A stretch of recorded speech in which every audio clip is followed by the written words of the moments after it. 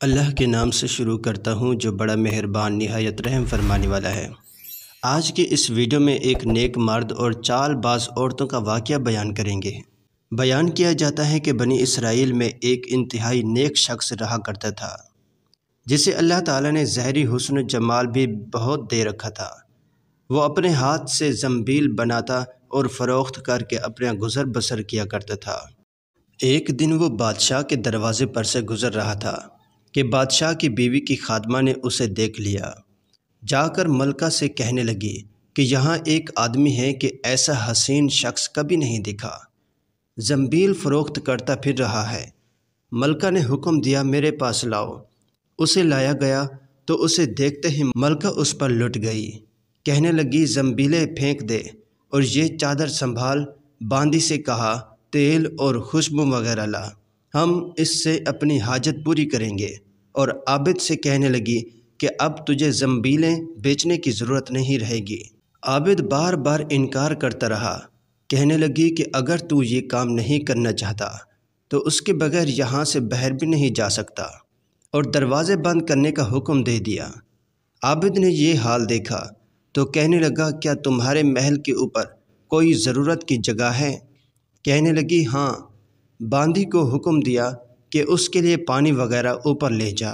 یہ عابد شخص اوپر چھت کے ایک کونے کی طرف گیا، دیکھا کہ محل بہت اونچا ہے، کوئی ایسی چیز نہیں جس کے ساتھ لٹک کر نیچے اتر جائے، اور آخر اپنے نفس سے باتیں کرنا شروع کر دی کہ تو 70 برس سے اپنے رب کریم کی رضا کی طلب میں لگا رہا، رات دن اسی کی عبادت میں گزرتے تھے، تجھ پر آج ایک شام ایسی آئی ہیں جو تیری اس تمام محنت کو ضائع کر دے گی۔ واللہ تجھ سے بڑھ کر کوئی خائن نہ ہوگا اگر یہ شام تیرے اعمال کو فاسد کر دے گی، آخر اللہ کو کیا منہ دکھائے گا۔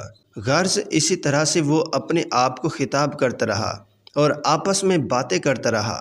فرمایا کہ عابد یہاں سے سیدھا گھر گیا، زنبیلیں وغیرہ وہیں رہ گئی۔ سورج غروب ہو رہا تھا۔ بیوی کہنے لگی زنبیلوں کی قیمت کہاں ہے؟ کہنے لگا آج تو ان کا کچھ نہیں ملا۔ کہنے لگی تو آج رات افطار کس چیز سے کریں گے؟ کہنے لگا آج کی رات یوں ہی ذرا صبر سے کاٹ لیں گے۔ پھر کہنے لگا اٹھ کر تندور میں آگ جلا دے، اگر ہمارے ہمسائے تندور میں آگ نہیں دیکھیں گے تو نہ جانے کیا خیالات ان کے ذہنوں میں دوڑیں گے، خام خواہ انہیں پریشانی کا سامنا کرنا پڑے گا۔ بیوی نے اٹھ کر تندور میں آگ جلا دی اور خود واپس آ کر بیٹھ گئی۔ ایک پڑوسن آگ لینے کو آئی، پوچھا آگ ہے؟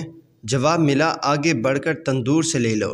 یہ عورت آگ لے کر واپس ہونے لگی تو گھر والی سے کہنے لگی کہ تو یہاں بیٹھی باتیں کر رہی ہے، ادھر تیری روٹیاں پک چکی ہیں بلکہ جلنے کو ہے۔ عورت نے اٹھ کر دیکھا تندور بہترین روٹیوں سے بھرا ہوا تھا۔ عورت نے انہیں برتن میں رکھا اور خاوند کے پاس لے آئی اور کہنے لگی کہ تیرے ساتھ اللہ تعالیٰ کا یہ معاملہ تیرے بلند درجات کی وجہ سے ہی ہو سکتا ہے، لہٰذا تو اللہ تعالیٰ سے دعا مانگ کہ ہماری باقی عمر خوشحالی اور فراخی میں گزرے۔ عابد کہنے لگا اسی حال پر صبر اچھا ہے، مگر عورت کا اصرار بڑھتا گیا، حتیٰ کہ عابد نے دعا کرنے کا وعدہ کر لیا۔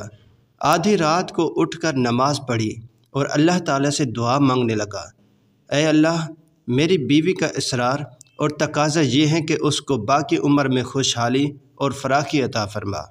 اتنے میں چھت پھٹ گئی، یاقوت اور موتیوں سے بھری ہوئی ایک تشتری نیچے آئی جس سے تمام گھر جگمگا اٹھا۔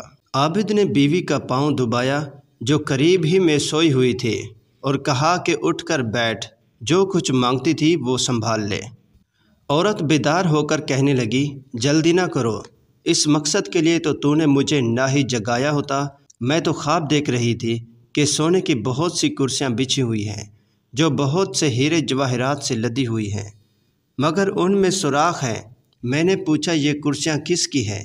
جواب ملا یہ تیرے خاوند کے بیٹھنے کے لیے ہیں۔ میں نے پوچھا کہ یہ سوراخ کیا ہے؟ جواب ملا یہ وہی نقص اور کمی ہے جو دنیا کی جلد بازی کی وجہ سے واقع ہوئی ہیں۔ تو میں نے کہا کہ میں کسی ایسی چیز کی خواہش نہیں رکھتی جس سے تیری نشست گاہ میں نقص پیدا ہو، لہٰذا اپنے رب سے اسے واپس کرنے کی دعا کر لو۔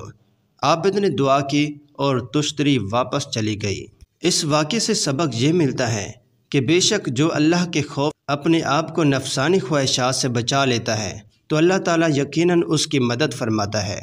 اللہ پاک سے دعا ہے کہ اللہ پاک ہمیں اس واقعے سے سبق حاصل کر کے اس پر عمل کرنے کی توفیق عطا فرمائے۔ ناظرین، اس طرح کی مزید اچھی ویڈیوز اور واقعات کے لیے اس چینل کو سبسکرائب ضرور کر لیجئے۔